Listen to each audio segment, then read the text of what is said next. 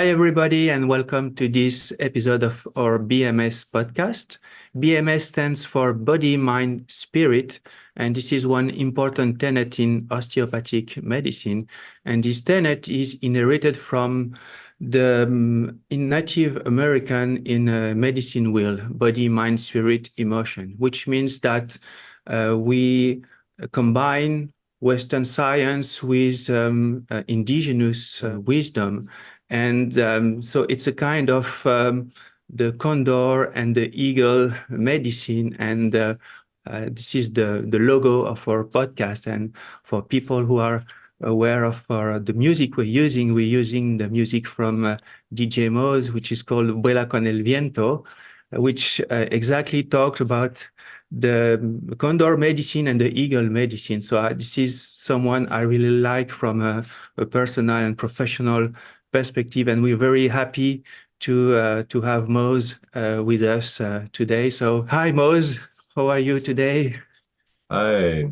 Yeah, really happy to be here with everyone on the podcast. And um, yeah, just to also give a shout out to Isla Schaefer, who I actually remixed that song, Baila con el Viento. So she's the one who wrote those lyrics and her beautiful voice. And well, for those of who are unfamiliar with what I do, I'm very much in this kind of collaboration approach where I work with a lot of different artists, and I think that in a way this is also a representation of the eagle and condor, of opposites uniting and of polarities coming together and finding that central path where we can all be one together. Yeah, exactly. From what I know about your biography, you're American, and now you're based in Guatemala. So my first question would be, how did you end up in Central America? Yeah, I grew up in Colorado, and I left 12 years ago on a backpacking trip. My plan was to start in Belize and make my way down to Colombia. And when I came to Guatemala, I did a course on the shores of Lake Atitlan at this place called Las Piramides. And it's a course where we explore meditation, yoga, and metaphysics. And this completely changed my life. So after that experience, I wanted to go deeper into the spiritual world and my understanding of myself. And so I ended up sticking around longer, and eventually, yeah, San Marcos and the surrounding area became my home for the following 10 plus years. But you were already a musician back in the US, or this is something that appeared later? I had just started producing music, so I was just kind of still learning and experimenting a lot with Ableton and music production. Oh, that's very fascinating. And you just talked that you collaborated with Eile Schaefer. How do you connect with other artists in order to remix their songs? I know that you work a lot with intuitions during your events, but I think you need at some point of time to prepare things ahead of time. So how do you work with your colleagues in collaborating and producing different musics? Yeah, so that's evolved over the years. When I was first getting started and no one knew who I was, it was just kind of, finding niche, kind of undiscovered people and music and just reaching out and asking if I could do a remix or if they would be interested in collaborating. And yeah, just following my heart, following my ear.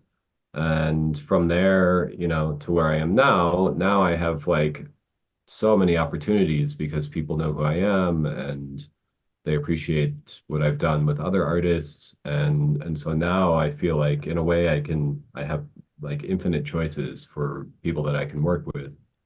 And a lot of the people that I've worked with I now know personally, mostly through touring and being at festivals where, we're getting booked for the same festival. Because generally the things that I get booked for are more kind of oriented towards this new earth movement and spirituality, connection to the earth. non-alcohol events where it's not so much about a party, but it's kind of more ceremonial, events where the indigenous are also brought in. So, um, yeah, it's now I'm very interconnected in this whole world of, let's say, like medicine music and conscious dance.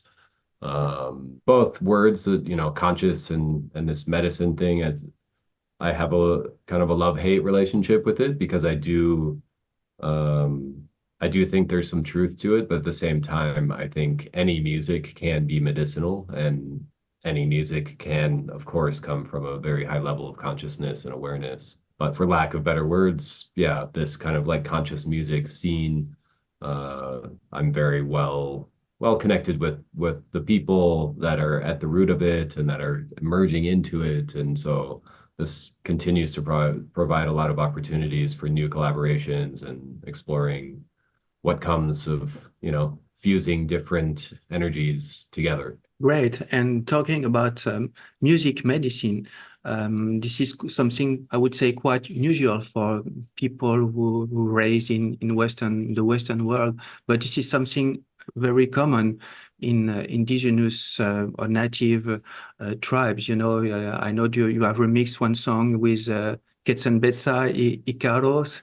And I was surprised. This is the first song I heard from you. I was really surprised to listen to that because I'm French but I'm a Peruvian as well, and I live in France, so my ears I more easily can understand recognize the Western sounds, and so I didn't really pay attention to the lyrics, and then I say, wow, that's lyrics. So that's uh, that's the healing songs. How do you see your work relating to that? I would say to you have music in the Western world. It belongs more to the entertainment, like you say. Mm. People are looking for more. I would say connection, like you said. And how do you see the role of music into that inner connection for people? Yeah, so this kind of like medicine music genre or movement that I'm a part of, I think it comes down to intention. Like what's the intention behind the creative process and what we're sharing, and what are we trying to present to the world? What do we want the listener to experience? Um, and yeah, there's something a lot different, I think, from this medicine music approach in that there is generally an intention for healing. There's a desire to work with the music in a way which goes deep and which can help us feel more aligned, which can inspire something within us, which can make us feel more connected, more at peace, more love for our lives, for the planet, for humanity. And if we can embed these vibrations into the music and share this music from this intention of healing, then I think that there's this potential there for that to be unlocked and received by the listener as well. So it does go beyond just entertainment, where maybe in the past, in Western society, music generally has been created with the intention of just like having fun or entertaining, as you say. Of course, there's nothing wrong with entertainment. It's great. Um, However, me and my peers, I think we've had really deep experiences. In my particular case, I can say I've had so many deep healing experiences with music that I know from this experience, it is possible to have a profound transformational healing experience with music. So when I know that that potential is there, for me, that's kind of the goal. That becomes the North Star. I want the music that I create that comes through my channel to have that healing energy for the people that receive it. Mhm. What do you mean by healing energy? Because there's a kind of for the same word, you have different interpretations, Yeah. and I would say this is people with specific disease, or illness, that they are seeking a more, I would say, connection to be more at peace. How do you define, or would you define the healing through your music? Yeah, so to me, health and alignment are very closely related. Okay. When we heal something, we just come into greater alignment with our purpose, why we're here, our dharma. And when we are in a greater alignment, then disease and some of the manifestations of disease generally will fall away.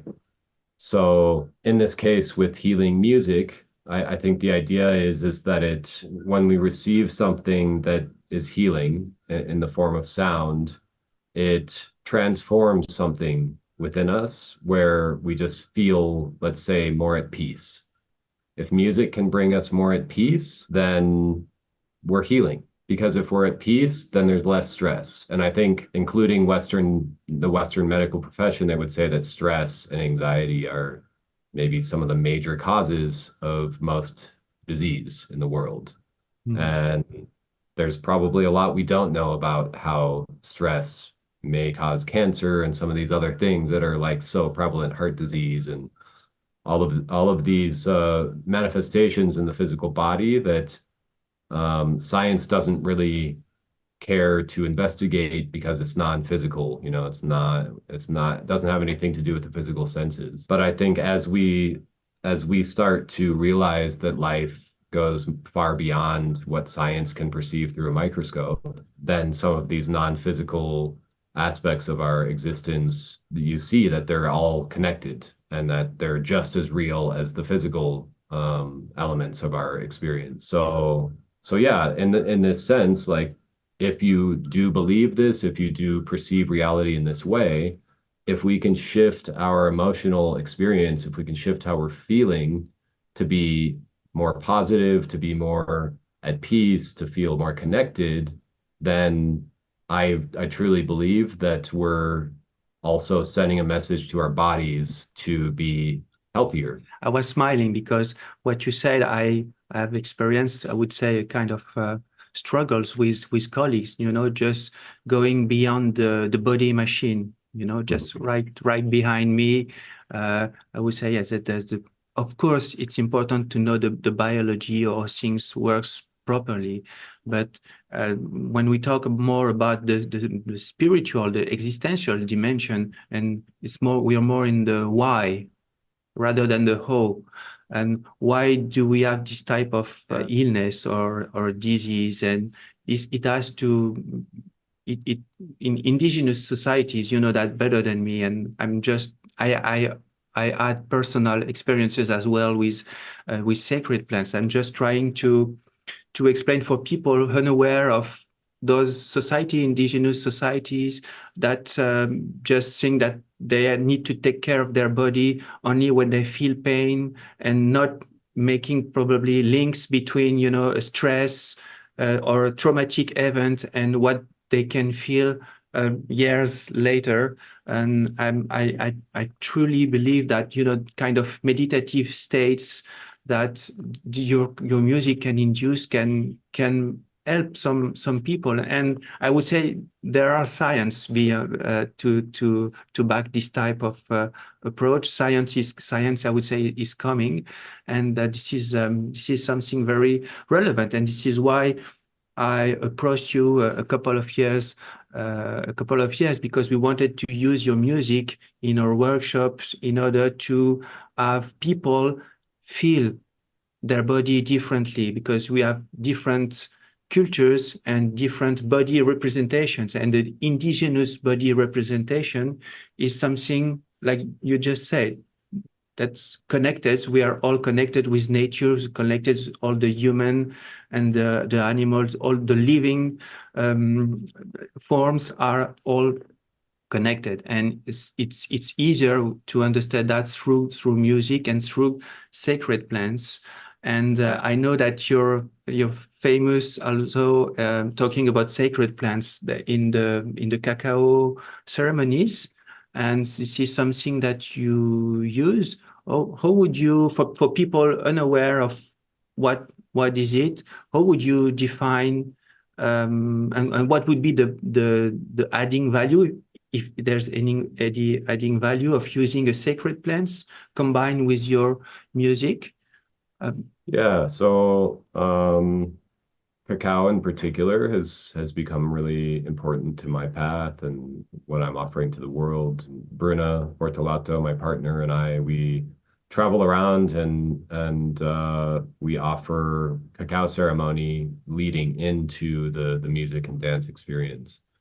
And cacao is an incredible ally for what we do because the energy of cacao, it really opens the heart. It provides physical energy, so it can really elevate us.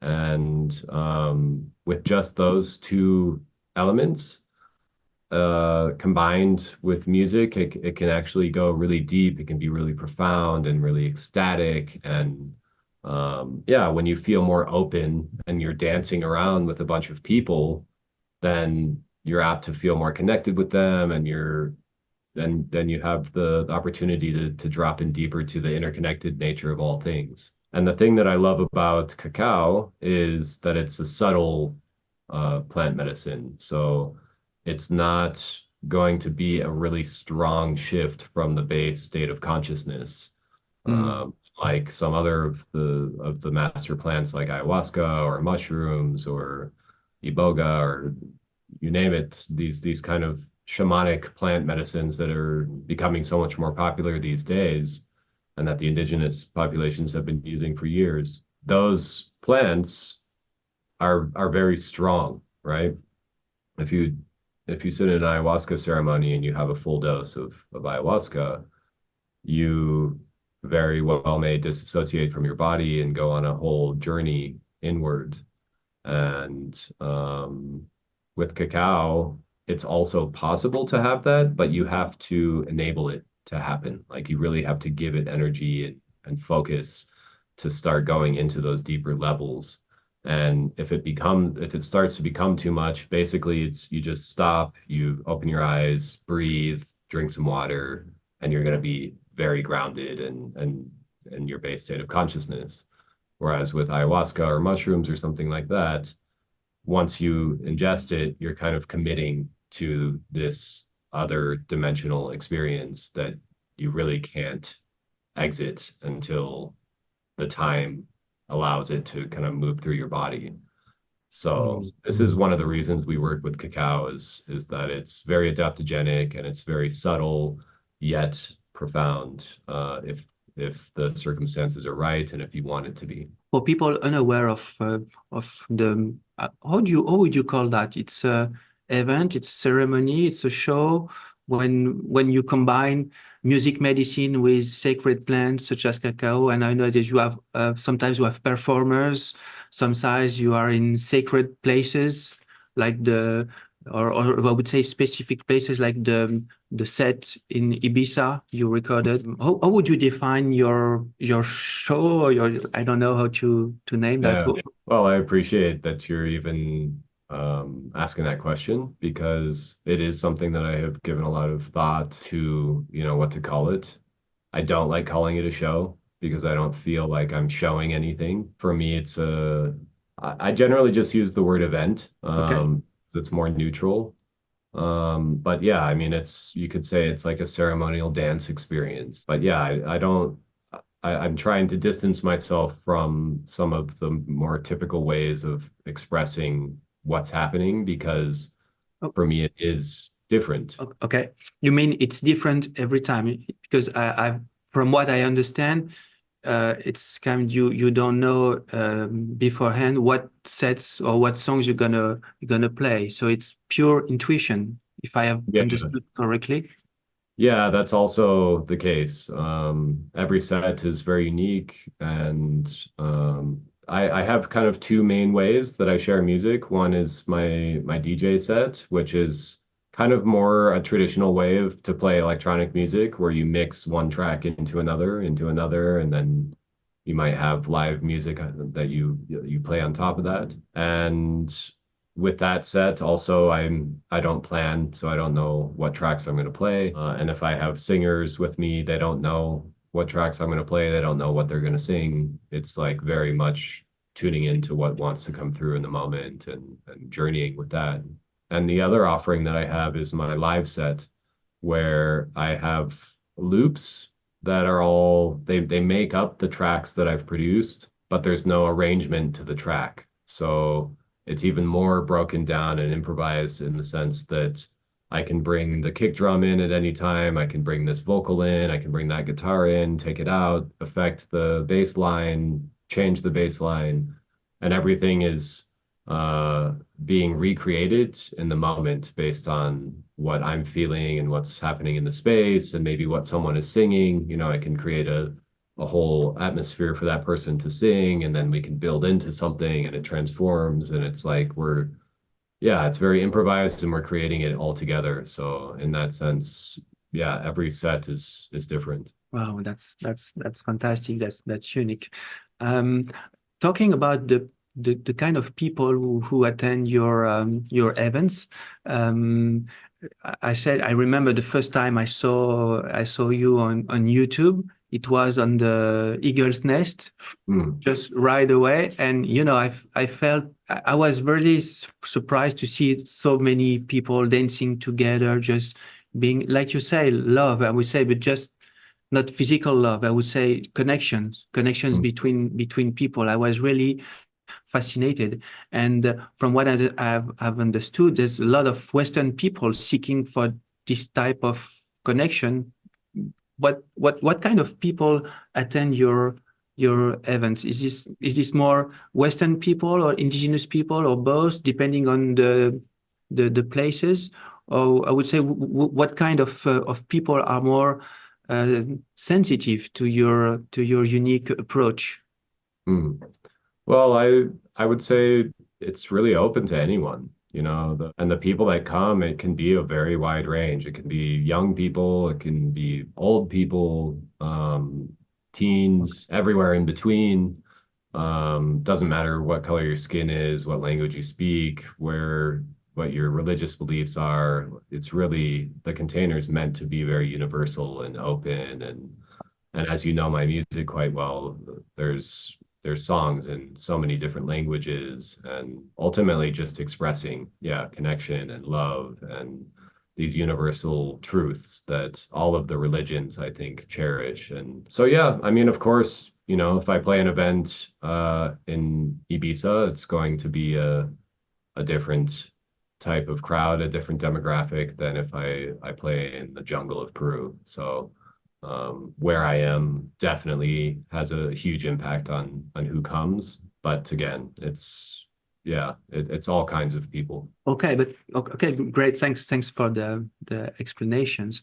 But my thought were that Western people, we live in a capitalistic world, and we need to remain very productive, and sometimes there's the loss of senses of connections between people, and maybe this is what the type of work you provide with music to connect people, with the cacao medicine to connect people. Maybe this type of people are looking for this type of connection and something that you can offer. That was just my question. If that there was I would say this specific population looking for something that's unavailable for the moment in the Western world through music, and something that you can provide I would say, in a different way. Yeah, I would say so. I would say in general, the people that come they are curious, they are open-minded, non-judgmental, and yeah, I would say most of the people that come are also there's a certain sensitivity, you know, where these people are looking for something different, and maybe the local dance club just doesn't resonate for whatever reason. Maybe it's because there's a lot of drunk people, or because it's late night, or smoky, or I don't know. There's a lot of things that are different about my kind of offering and what happens in a on a typical dance floor. So So yeah, I do see it being kind of a space to really connect with ourselves, connect with each other, connect with the planet. And so I think it attracts people who are desiring that. And I do believe that everyone on earth is desiring that, but there's a lot of people who don't realize that they desire that and they look for it maybe in harmful ways or in other ways that provide a temporary feeling of connection, but ultimately it wears off. So yeah, again though, it's totally open, and I have had feedback from people who sort of stumble into one of these experiences unexpectedly, and it can be very transformational for these people as well, who didn't even know that it existed and weren't even trying to be there. Wow. Thank you.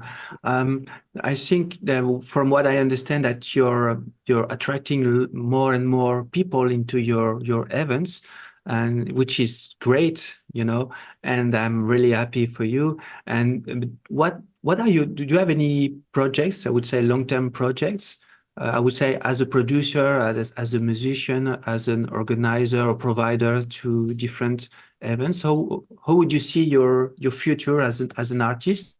Um, yeah, I honestly I don't plan too much into the future, and I try to just stay open and listen to what wants to come through. So I have been DJing more, and when I DJ, I do have the ability to expand the range of the energy wider, and that can be more accessible to people who don't necessarily have the patience or the interest in the live set, where it's generally, there's a lot, the tempo is slower, that's more spacious and organic. Whereas the DJ set, I can play faster and kind of weave in energies from other producers who are playing in clubs and in big festivals, and weave that in a way along with these messages of love and connection, and in that way I think that it is opening up the possibility to bridge what I'm doing with these Cacao Dance events into bigger audiences and spaces where people are not necessarily looking for or aware of these things happening, yet feel something different just in the way that the music is presented. Great. I had one more question because it's something that surprised me that when I received your newsletter, you said that you find inspiration mostly during your silence retreat. You said as a musician, it's in the silence that you find, I would say, inspiration. Is that correct, or is this something that's works for you? And Yeah. So I every year for the past, I don't know, 10 years or so, I've been going into okay, personal retreat, usually around 2 months out of the year, okay, where I'm mostly offline. So yeah, like the last retreat I did at the end of last year, I was offline 6 days a week. So I had one day a week where I would answer messages and just kind of like handle logistical things. And then the other 6 days, I was completely in my own world, in my own energy, creating and meditating and doing yoga and speak, being in nature. So, yeah, I would say that these retreats are fundamental also to what comes through in the music, because it allows me to reorient where I'm going, what I'm doing, to open up my channel and listen more deeply to what wants to come through. Because ultimately I do see myself as a channel, and it's not me making the music. I'm just the instrument, and the music is being made through me, at least when it's really powerful, when it's going really deep. It's like there's this channeling that's happening, and I'm allowing it to happen, and I'm like observing it happening in front of me. And these retreats they're definitely very important to refine that ability to open myself and to listen to what wants to come through. Oh, great. I think we're coming to the end of our interview.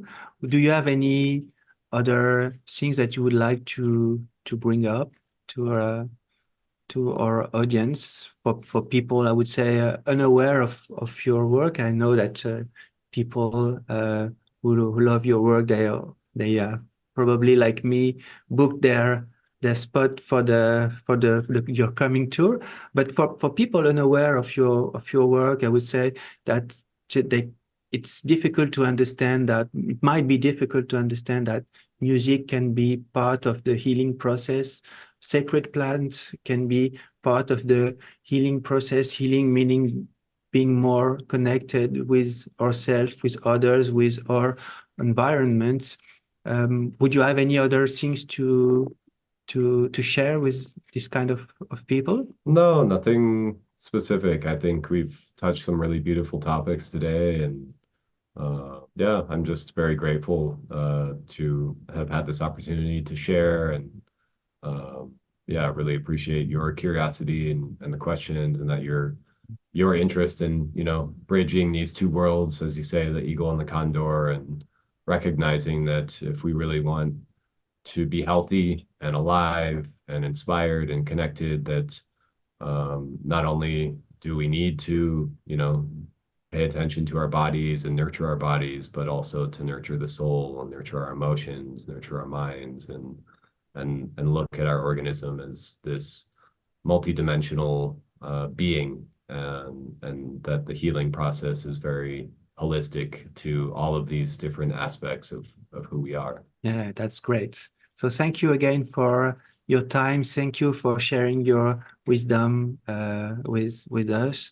And we wish you all the best for your coming tour and for your art as a musician, would you call yourself as a healer as well, or just Sure. musician? And, yeah, Yeah. that's my personal feeling, but I wanted to make sure that you're happy with that label as well, Yeah. on top of It's an all honor. the others.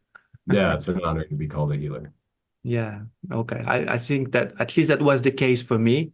Mm. So thanks again for your time, and all the best for all your projects in the future. Thank you. Thank you Mm. very much, Mose. Yeah. Thank you. Love and blessings. Thanks for listening to the BMS Podcast. We hope you've enjoyed your chat today.